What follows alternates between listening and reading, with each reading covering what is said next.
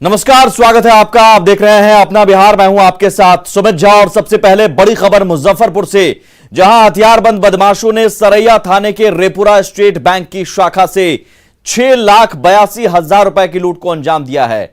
बदमाशों ने इस दौरान बैंक कर्मियों के साथ मारपीट भी की है। वहीं बदमाशों की खबर पर जब बैंक के बाहर भीड़ जमा हो गई तो अपराधी हवाई फायरिंग करने लगे और डर कर फरार हो गए।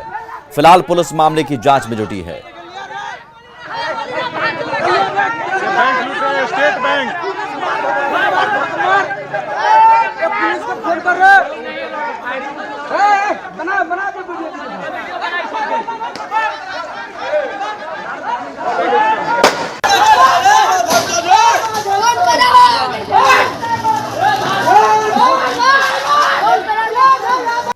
स्टेट बैंक लगा रहा है ना।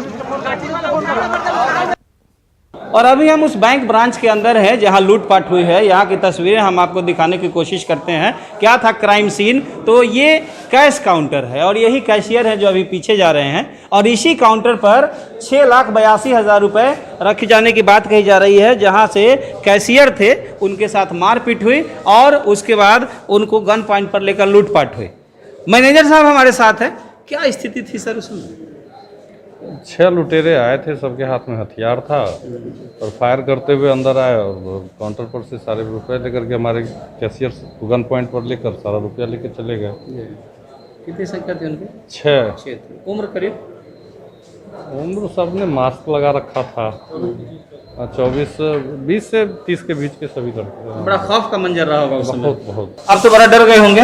नहीं, हो स्वाभाविक तो डर लगेगा है। डर लगेगा ना।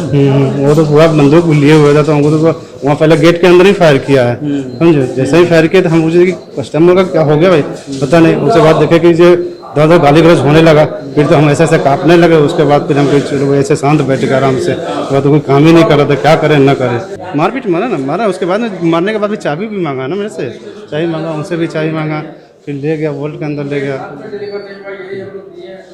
उसके बाद सब लौट गए। उसके सारे पैसे ले लिए। उसके बाद फिर कह रहे चलो भाग गया।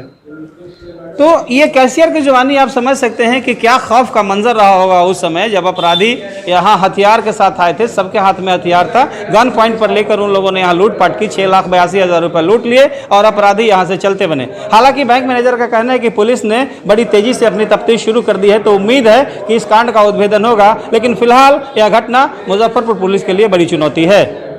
सुधीर कुमार, न्यूज 18, मुजफ्फरपुर। पटना एसटीएफ ने हथियार के साथ एक तस्कर को गिरफ्तार कर लिया है। गिरफ्तार तस्कर के पास से 2 राइफल, 1 पिस्टल और 300 से अधिक जिंदा कारतूस, मोबाइल फोन भी बरामद किया गया है। हिस्ट्री हर्बल पुलिस को सौंपकर हथियार का लाइसेंस की जांच करने का निर्देशित किया है। फिलहाल अरवल पुलिस निर्गत हथियार की जांच कर रही है। बताया जाता है कि हथियार तस्कर झारखंड के रांची से अपने घर भोजपुर जा रहा था, तभी अरवल बाजार में इसकी गिरफ्तारी हुई है। पुलिस ने हथियार तस्कर के परिवार के लोगों को भी गिरफ्तार किया है। जांच के दौरान पता चला कि हथियार तस्कर बीएसएफ का जवान है जो करीब 1.5 साल से त्रिपुरा कैंट से फरार चल रहा था। हथियार तस्कर रांची से हथियार लेकर आ रहा था। इसी दरमियान पटना एसटीएफ और अरवल पुलिस ने उसकी पत्नी, बच्चे और ड्राइवर को गिरफ्तार कर लिया है। फिलहाल पुलिस पूरे मामले की जांच में जुटी हुई है और गिरफ्तार हथियार सप्लायर से पूछताछ कर रही है। इसी के आधार पर पटना अरवल पुलिस ने अपना हेल्प करके 2 315 की राइफल, एक जो रेगुलर लग रहा है इसकी जांच आवश्यक होगी, एक पिस्टल और 300 के आसपास में ये 315 की गोली, 140 7.65 की गोलियां वगैरह बरामद हुई हैं। फर्जी लाइसेंस भी बलों दिखा रहे हैं। लग रहा है प्राइमा फेसी ये गलत है। आदमी का नाम पता भी चेक करना पड़ेगा, क्या है अनुसंधान क्या चीज़ है। बता रहे कि रांची से लोग चले थे और मोहलनपुर भोजपुर में लेकर के लेना था। और पता करते हैं कि कहाँ लेके जा रहे थे, किसको लेना था। और अब बात पीएम मोदी की नई टीम की, जो जोश से लबरेज है। पदभार संभालने के साथ ही देश को समृद्ध बनाने के लिए जीतोड़ मेहनत की बातें कही जा रही हैं। देश की इकोनॉमी को $5 ट्रिलियन तक कैसे पहुंचाया जाए, इसकी बातें शुरू हो चुकी हैं। नई टीम से बिहार को भी उम्मीद बड़ी है, क्योंकि 6 सांसद बिहार से पीएम मोदी की ड्रीम टीम में शामिल हैं।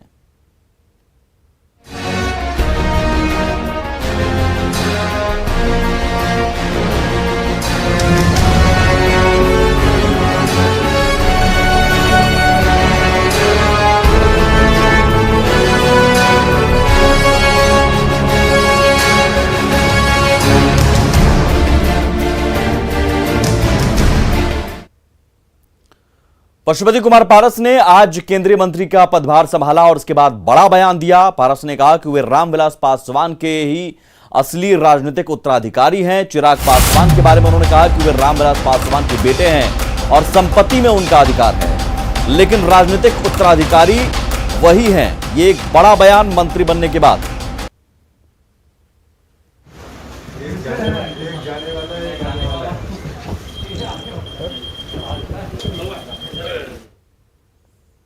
मैं असल उत्तराधिकारी, राजनीतिक उत्तराधिकारी पासवान के कर्म में है। आप लोग जो पूछना चाहते हैं मैं उसका जवाब देता हूँ। चिराग पासवान जी उनका बेटा जरूर है, लेकिन राजनीतिक उत्तराधिकारी न है, न हो सकता है। हाँ, उनके संपत्ति में अधिकार जरूर उसको है, क्योंकि हिंदू लॉ में फादर के संपत्ति में अधिकार उसके बेटा का होता है। अब वो कल कोर्ट चला गया, कोर्ट जाने से क्या होगा? हम कहते कोर्ट में तुमको भगवान के घर में हम दूसरे लड़ेंगे। आरसीपी सिंह ने भी इस्पात मंत्री का पदभार ग्रहण कर लिया है। कार्यालय में पहुंचने के बाद आरसीपी सिंह ने कहा कि उन्हें बड़ी जिम्मेवारी दी गई है और वो उसका बखूबी से निर्वहन करेंगे।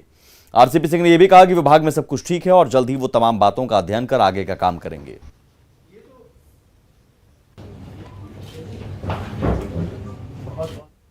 इंजन तो एक ही होता है, और आजकल अगर आप जाइए रेल भवन में तो उसका चाहे इलेक्ट्रिक पावर जो है, हॉर्स पावर बढ़ गया है, डीजल का भी बढ़ गया है। सरकार एक ही है, केंद्र में है, राज्य में है, अपनी दोनों सरकारें हैं। और देखिए लक्ष्य क्या होता है?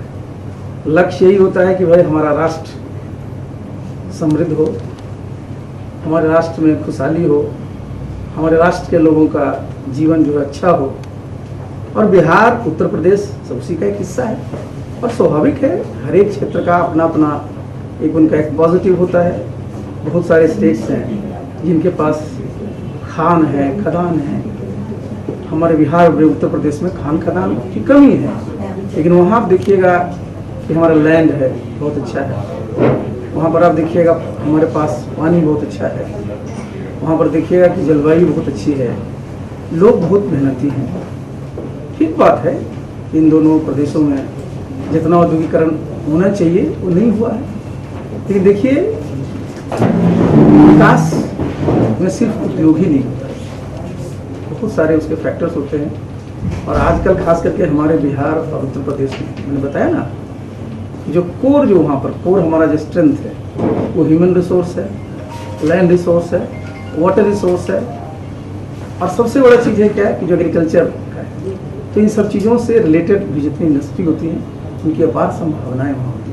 और जहाँ तक आप इस मिनिस्ट्री की बात होती है तो कोई घर नहीं है जहाँ की इस मिनिस्ट्री का कोई न कोई आइटम नहीं। ठीक है, बिहार में, उत्तर प्रदेश में तो इसकी बड़ी यूनिट नहीं है, लेकिन अगर आप देखिएगा कि खपत के दृष्टिकोण से जो कंजम्पशन है, तो मैंने बताया ना कि किसी घर में चले जाइए तो सब जगह आपको लोहे का सामान मिलेगा। इस मंत्रालय की बहुत बड़ी जो है जिम्मेवारी है देश की जो हमारी आर्थिक जो उन्नति है उसको आगे करने की। और हमारे माननीय प्रधानमंत्री का जो सपना है 5 ट्रिलियन जो हमारी इकोनॉमी करना है, उसमें बहुत बड़ा इसका योगदान होगा। और हम सब लोगों का यही प्रयास होगा कि जो भी जिम्मेवारी, जो मैंडेट इस मिनिस्ट्री को दिया गया है उसको हम लोग प्राप्त करने में कामयाब हो सकें। कैबिनेट में आरा से बीजेपी सांसद आरके सिंह को प्रमोशन मिला है। उन्हें केंद्रीय ऊर्जा मंत्री बनाया गया है। प्रमोशन के बाद उन्होंने न्यूज 18 संवाददाता अमितेश से बात की। मैं राजकुमार सिंह बात करते हैं केंद्रीय ऊर्जा मंत्री आरके सिंह से। सर, मंत्रालय वही है लेकिन प्रमोशन हुआ है, कैबिनेट मंत्री आप बनाए गए हैं, काम का इनाम मिला है।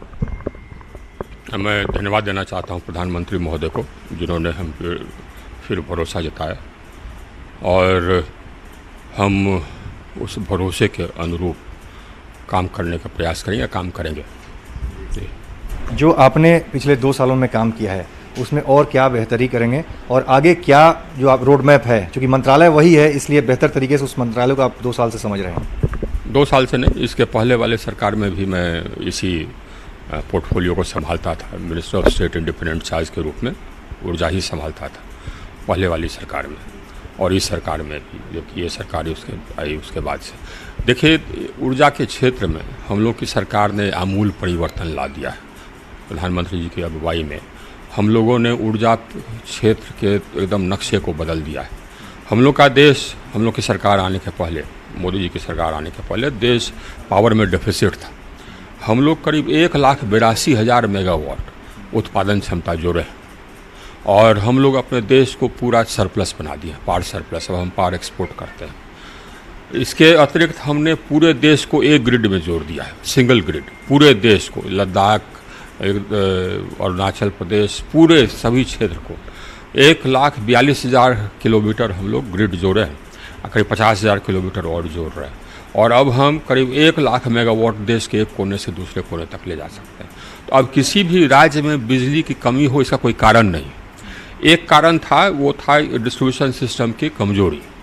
डिस्ट्रीब्यूशन सिस्टम कमजोरी को दूर करने के लिए हम लोगों ने बहुत सारा राशि ये राज्यों के माध्यम से खर्च करके राज्यों को दिया और डिस्ट्रीब्यूशन कंपनियों को दिया, ताकि वो उनके जो डिस्ट्रीब्यूशन सिस्टम की खामियां हैं उसको दूर हो सके, कमजोरियां दूर हो सके। सरकार के आने के पहले ग्रामीण क्षेत्र में 12 घंटा के आसपास बिजली रहती थी।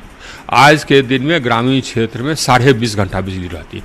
आइए, हम नहीं कर रहे, ये इंडिपेंडेंट सर्वे, लेकिन इससे हम संतुष्ट नहीं हैं। हमको चाहिए गाँव में भी, शहर में तो है 23-24 घंटा, गांव में भी हमको 24 घंटे बिजली चाहिए।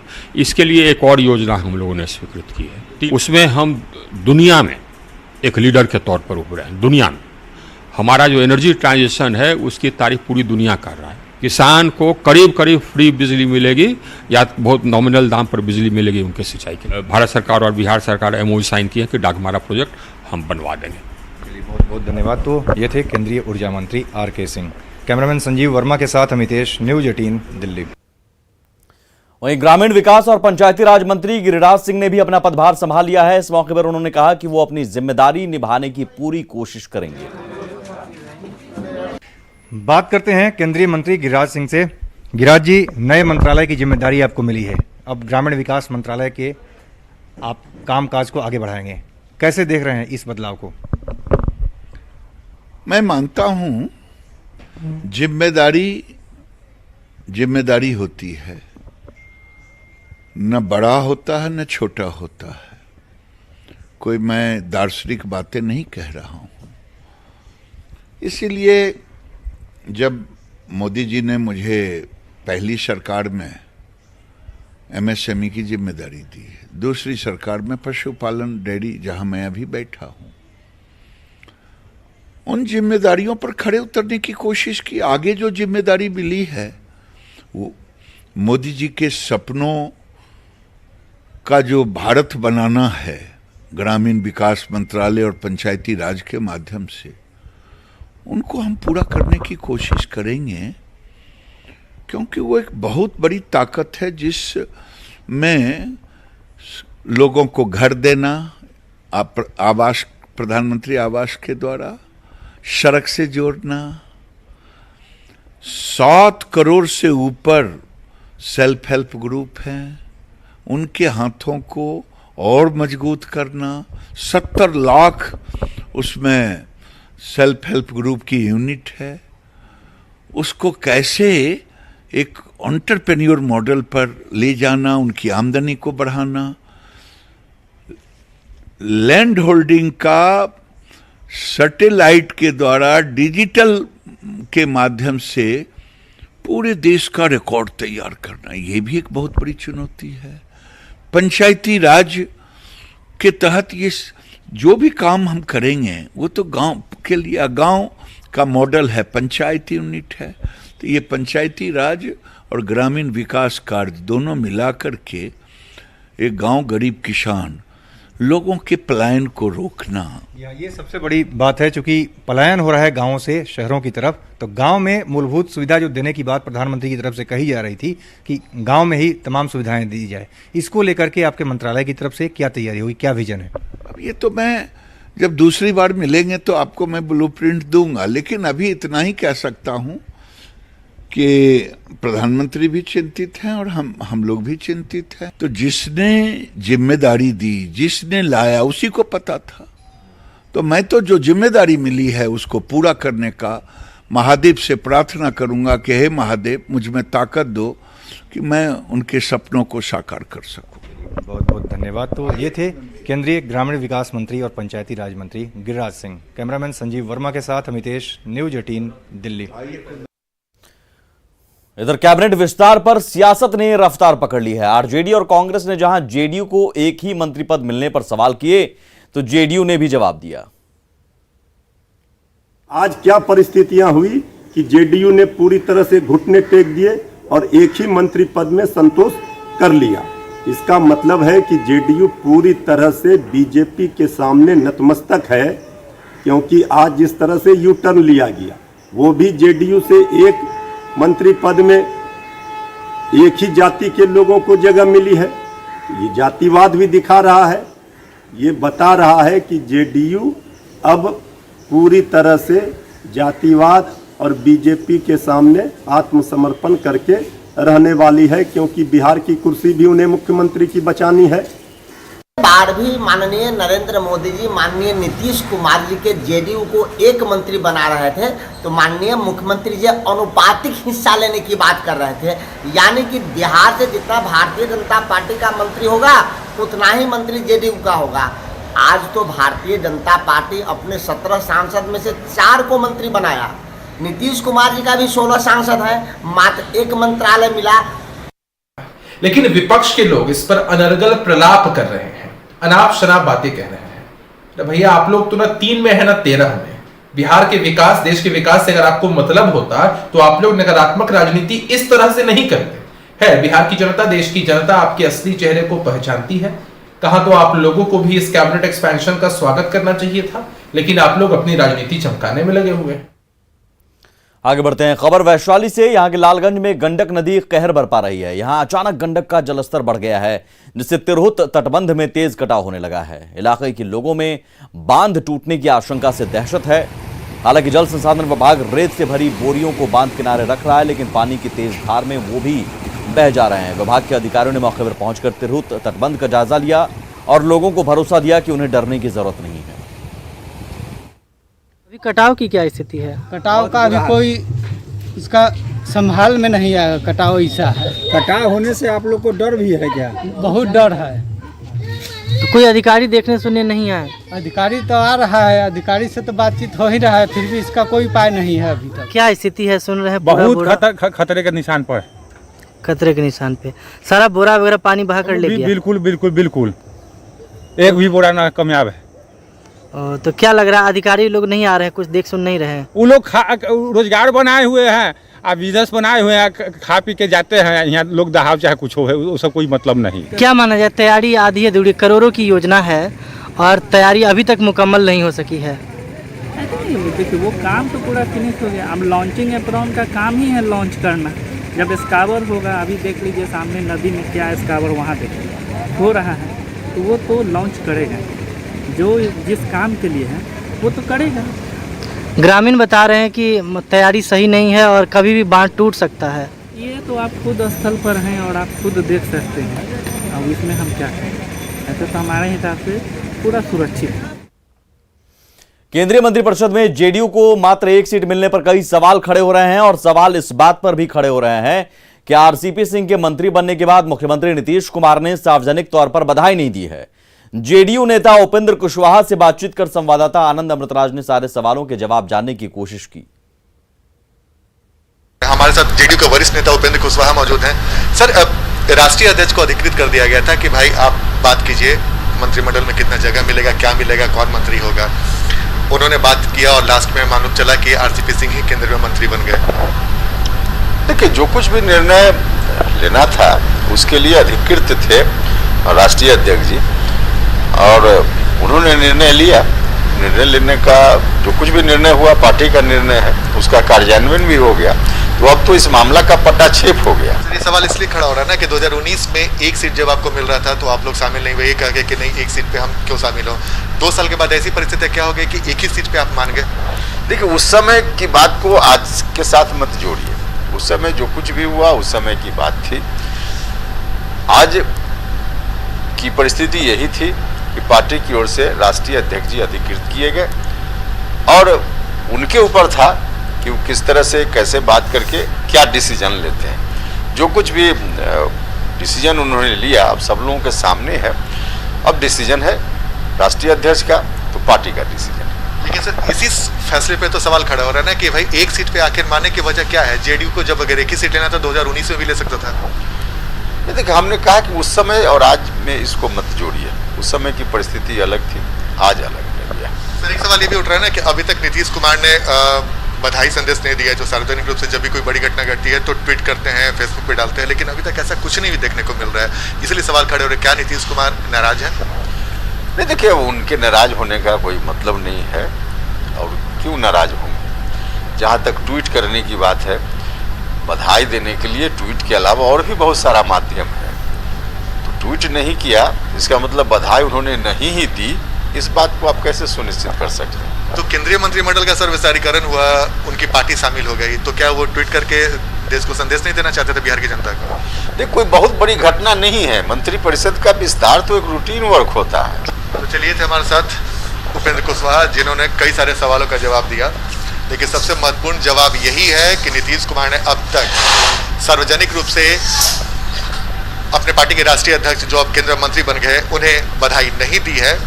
अब अंदर खाने किस तरीके से बधाई दी गई ये फिलहाल हम नहीं कह सकते, लेकिन इतना तो तय है कि राष्ट्रीय अध्यक्ष ने जो भी फैसला लिया उसको लेकर कई तरह के सवाल बिहार की सियासत में खोजे जा रहे हैं। कैमरामैन सुबोध के साथ आनंद अमृतराज, न्यूज 18 नेटवर्क, पटना। आगे बढ़ते हैं। नेटवर्क 18 फेडरल बैंक संजीवनी गाड़ी भारत के कोविड प्रभावित जिलों में जा रही है। वैक्सीन के लिए जागरूकता फैलाने की हमारे इस मुहिम को आप भी अपना सहयोग दीजिए। आपको दिखाते हैं संजीवनी गाड़ी अब तक कहां कहां गई और आज कहां है।